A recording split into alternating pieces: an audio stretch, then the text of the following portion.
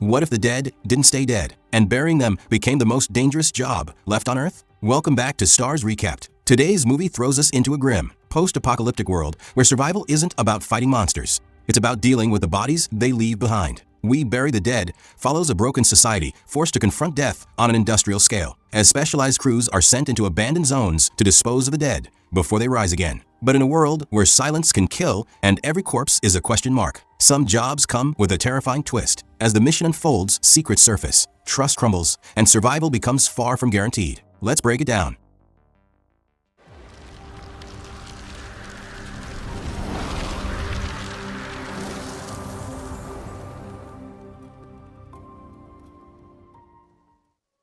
The story briefly drifts back to a gentler time, revealing Ava and Mitch on their wedding day. Smiling, hopeful, untouched by the nightmare ahead. That warmth vanishes the moment we return to the present. A catastrophic mistake by the US military has turned the eastern coast of Tasmania into a silent graveyard. An experimental weapon test goes horribly wrong, wiping out much of Hobart and instantly killing hundreds through sudden neural collapse. The disaster sends shockwaves across the globe. International leaders demand answers. The Australian government calls for accountability, and protests erupt on American streets as pressure mounts on the president. Despite the chaos, the truth remains tightly controlled. Journalists are blocked from entering the affected zones, and officials refuse to explain what really happened there. Mitch was in Hobart on a work assignment when the incident occurred. As news of the catastrophe breaks, Ava desperately tries to reach him, but every call goes unanswered, refusing to accept the worst. She boards a flight to Australia, signing up as a volunteer for a military recovery unit. Officially, the mission is about cleanup. For Ava, it's about hope. She's not alone. The plane is filled with volunteers, each carrying their own quiet fear and fragile optimism. Among them is an elderly woman clutching the same wish as Ava, that someone she loves might still be alive. As soon as the volunteers arrive at the airport, control is absolute. Their phones are collected and sealed away, to be returned only when their assignment ends. No outside contact, no distractions. At the intake counter, Ava requests placement with the Southern Recovery teams, hoping to get closer to Hobart. The officer shuts that down immediately. The Southern Zone is still ablaze and completely off-limits. Until further notice, no one is being sent there. Ava will have to wait. The weight of it all finally breaks her. Seeing her distress, the officer offers quiet sympathy and assigns her to Unit 209 instead. Ava explains that she's a trained physical therapist and offers to assist wherever she's needed. But the rules are rigid. Her clearance only covers disaster victim identification. She either joins that unit or goes back home before the volunteers can process any of this. A military captain steps in and confirms the rumors everyone's been whispering about. Some of the victims haven't stayed dead. Civilians are warned not to engage if they encounter one of the reanimated bodies. They're to signal the soldiers and step away.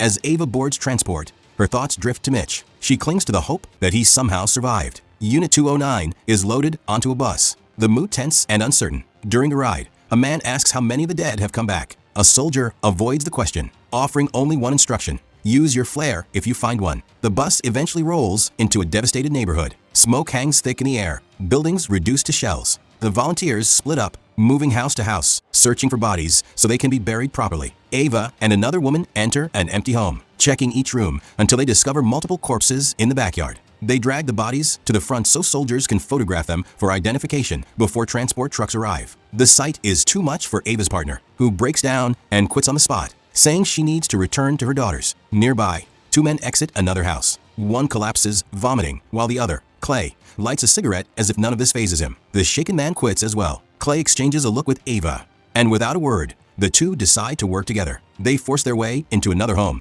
and find an elderly man lifeless on the couch. Even the fish in a nearby bowl haven't survived. The stench is overwhelming. Ava asks why Clay doesn't wear a mask, and he brushes it off with a dark joke. House after house, the pair continues, lifting, dragging, and documenting the dead. When bodies are too heavy, they move them together. Inside one home, Ava pauses at a framed wedding photo, memories of her own wedding washing over her. By midday, the volunteers regroup for lunch, exhaustion etched on every face. As they eat, conversations turn uneasy. One woman questions why the military is destroying the reanimated instead of studying them, wondering if answers are being buried along with the bodies. Out on the street, the elderly volunteer finally gets her answer. She spots her son laid out in the back of a recovery truck and rushes forward, shaking him, begging him to open his eyes. He never moves. Later, inside a deserted shop, Ava notices an empty baby crib. The sight pulls her into memory. Every pregnancy test she ever took had shown the same result, always negative. Still, Mitch had never stopped reassuring her. telling her that one day it would happen. Her thoughts are cut short by a scream. A woman bursts into view, waving a flare and shouting for help. Soldiers storm the building moments later, gunfire echoing through the streets as they put down a reanimated corpse inside. In the next house, Ava and Clay stumble upon a pristine car tucked neatly in the garage, untouched by the chaos outside. Ava spots streaks of dried blood on the floor and follows the trail. That's when she sees it, a corpse standing unnaturally still, hidden behind furniture. She warns Clay at once. He reacts fast, throwing open the garage door and igniting a flare. Ava freezes, locked in a silent stare with the creature as it watches her back without attacking. When the soldiers rush in, she's forced to step aside as gunshots end it. As daylight fades, priests gather to say brief prayers over the collected bodies. Moments later, the dead are dumped into mass graves and buried beneath layers of dirt. The process quick and mechanical. The lack of dignity weighs heavily on Ava, and she walks away needing air. From a distance, she sees the coastline and remembers a peaceful beach trip she once shared with Mitch, sun, laughter, and a life that feels impossibly far away now. Night falls. Helicopters circle overhead, sweeping the town with bright searchlights. Alone in her room, Ava unfolds a map and marks the shortest route south, toward a remote resort. The journey is long, too long, but she refuses to give up. She packs her belongings and slips into the hallway, moving carefully to avoid attention. Music and chanting echo from the mess hall as volunteers try to drown out the day's horrors. Ava bypasses the noise, cutting through the kitchen until she finds an exit door. Just as she's about to escape, an officer catches her and orders her back inside, muttering that letting Americans volunteer was a mistake. Defeated, Ava heads to the mess hall, where survivors drink, laugh, and pretend everything is fine. Clay hands her a drink, and she finally opens up about Mitch, about not knowing if he's alive or dead. She also admits something that's been bothering her. The reanimated body they saw earlier didn't seem aggressive. It looked confused, frightened. Clay dismisses the idea outright. His reaction makes Ava uneasy, and without another word, she slips away from the party, more alone than ever. Sometime later, Ava and Clay step into yet another abandoned house. Without warning, a reanimated figure lunges at them, and Ava jolts awake in her room. For a moment, she's disoriented. Then reality settles in. She moves to the window and stares out at the city, still buried beneath layers of drifting smoke. At first light, the volunteers are sent back out. While searching a new property, Ava and Clay discover a pair of bicycles tucked away in a garage. Clay hops onto one immediately, joking about whether the military would notice if he kept it. Ava continues checking the house. In the next room, she finds the aftermath of a reckless gathering. Dozens of bodies sprawled across the floor, empty bottles and illegal drugs scattered everywhere. When Clay joins her, he casually helps himself to a powdered substance, mentioning that he's been riding bikes for as long as he can remember. Ava pulls out her map and explains her plan. She wants to reach the southern zone while avoiding the worst of the devastation, and she asks if he could take her there using the bike. Clay laughs at her stubborn determination, but agrees. While Clay searches for helmets, Ava hears an unsettling sound behind her. She turns to see a zombie standing nearby, jaw clenched, producing strange, broken noises. Instead of panicking, Ava speaks to it softly, trying to understand it. Clay returns and immediately pulls her away. Moments later, they wheel the bike outside and quietly slip through an unsecured gate on the edge of town. They sprint down the road until they're far enough, then mount the bike and take off. Clay rides like he's free again, speeding up, weaving around abandoned vehicles with reckless joy. Hours pass before they spot military trucks approaching. They ditch the bike and duck behind a wrecked car. As they hide, Ava notices a lone zombie wandering into the road. It barely takes a few steps before soldiers gun it down. Ava watches the body collapse, her mind cruelly twisting the image into Mitch's face. Once the soldiers move on, Ava and Clay continue their journey. With every mile closer to ground zero, the air grows thicker with ash, the sky darker, and the destruction more complete. They stop briefly in a small town to scavenge supplies, coughing violently from the smoke-choked air. When more reanimated figures appear, they retreat quickly and move on. In the next town, they enter a deserted restaurant, stepping over bodies without comment. In the kitchen, they drink water straight from the tap and clean themselves up. Clay's arms ache from hours of riding, so Ava helps ease the pain with a massage. She explains that she's been a physiotherapist for 6 years and recently opened her own clinic. Mitch, she adds, worked in renewable energy and had come to Australia for a professional conference. Clay shares that he runs a small construction business in Melbourne. Ava notices a tattoo on his arm and gently asks if he lost someone in the disaster. He doesn't respond. Suddenly, chaos erupts. A zombie crashes into the room, smashing furniture as it advances. Clay grabs a chair, preparing to fight. But before he can swing, gunfire drops the creature to the floor. A soldier named Riley steps forward, explaining that the longer the infected remain active, the more violent they become. The body still twitches. Without hesitation, Riley ends it with a knife, making sure it doesn't get back up. After the encounter, Riley demands to know why Ava and Clay were roaming a restricted zone. With nothing left to hide, Ava tells him the whole truth. Riley decides to question them separately. Clay is taken first, while Ava is locked inside a nearby room to wait. Alone, the weight finally crushes her. Ava breaks down, whispering apologies to Mitch for not being able to save him. Her thoughts drift to the night he came home from work, quiet and serious, asking her to sit down and talk, an unfinished moment that still haunts her. Hours later, the door creaks open. Riley returns with bad news. Clay managed to escape, slipping away under the excuse of needing a bathroom break. Despite searching, Riley couldn't find him. Still, he says he understands Ava's need for answers. If she agrees not to run, he'll take her south himself. She promises. Riley tells her they need to collect a few supplies first. As they head out, Ava notices the wedding band on his hand. They leave in Riley's truck, driving until nightfall, before stopping at a quiet bed and breakfast called Bluebird. Riley explains he was stationed here before and knows there's food inside. He offers to cook, brushing off Ava's reminder that he said this would be a quick stop. He insists they both need rest. During dinner, Riley talks about his father, another lifelong soldier. Ava barely touches her food. While wandering the room, she notices framed photos of Riley with a woman named Katie. When she asks, Riley explains that Katie was his wife, 8 months pregnant when everything happened. He had been away on duty. The moment he learned the area wasn't contaminated, he rushed back on the first available helicopter. What he found destroyed him. Katie and her family were already dead, sitting together at the table. When Ava gently asks if Katie returned, Riley avoids the question, lighting a cigarette instead. Ava asks when they'll leave. Riley says soon, but first he asks her for a favor. In the bedroom, Ava changes into Katie's clothes and applies her perfume. She draws the line at the wedding ring. While getting dressed, she finds a pair of scissors in a drawer and quietly hides them beneath a pillow. When she's ready,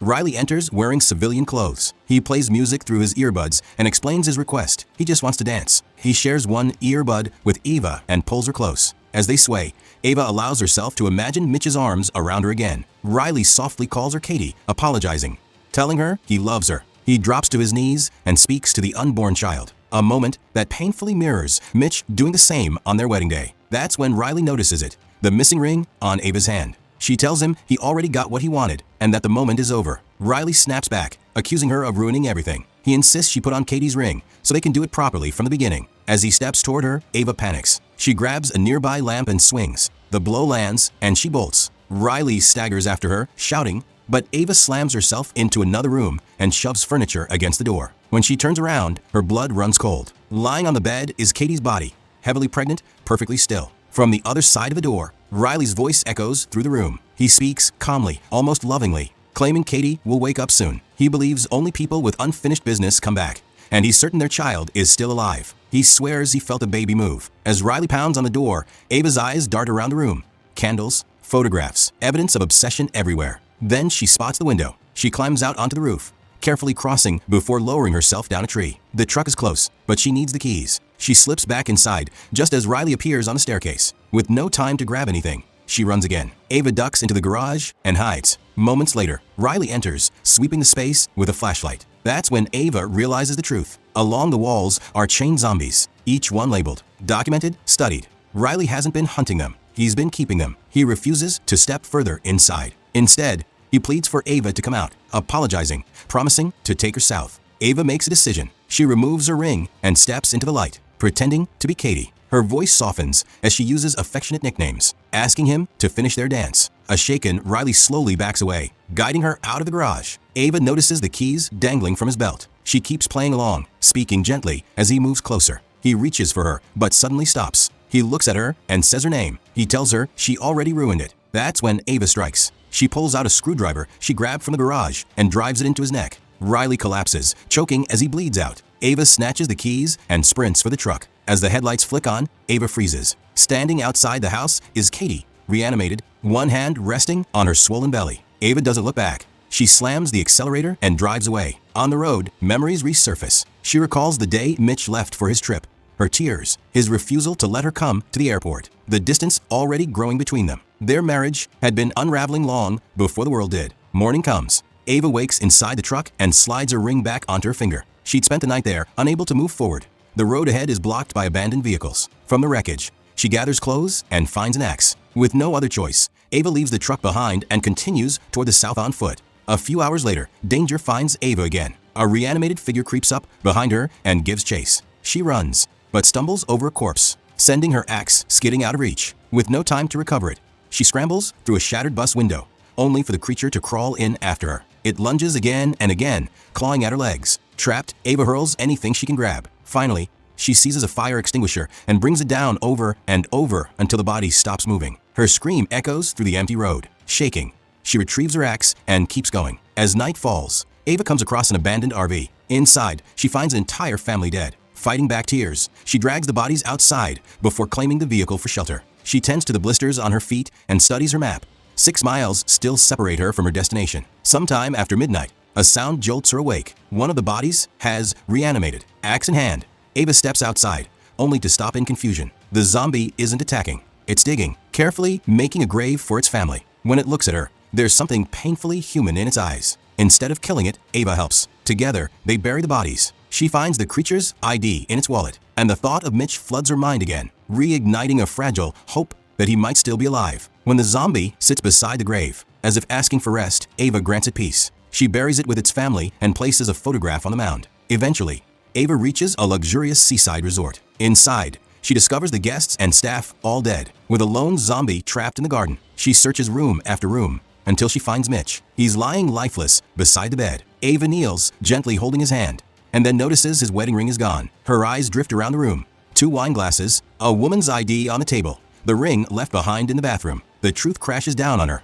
Mitch had been unfaithful. Tears streaming, Ava whispers that the other woman was beautiful, then snaps, shouting at Mitch to wake up, to face her. That's when Clay walks in. Later, the two sit on the beach with drinks. Ava opens up, admitting that their marriage began falling apart when she couldn't give Mitch a child. She wanted medical treatment, but Mitch asked her to wait. The arguments became constant. Eventually, she stopped recognizing the man she loved. She admits she had an affair and confessed it just before Mitch left for Australia. She came here, hoping to reclaim at least a piece of him. Clay shares his own truth. His wife and daughter cut him out of their lives. He joined the volunteer operation to prove he wasn't selfish, but when he told his wife, she only tore him down. Deciding to stop drowning in regret, they spend the night losing themselves in the resort, drinking, smoking, swimming. When a zombie charges toward them, Ava calmly smashes it down with a bottle. The next morning, Ava sees an image of a Viking funeral and knows what she must do. She removes her wedding ring and, with Clay's help, carries Mitch's body to the beach. Clay, hungover, ends up throwing up on the corpse.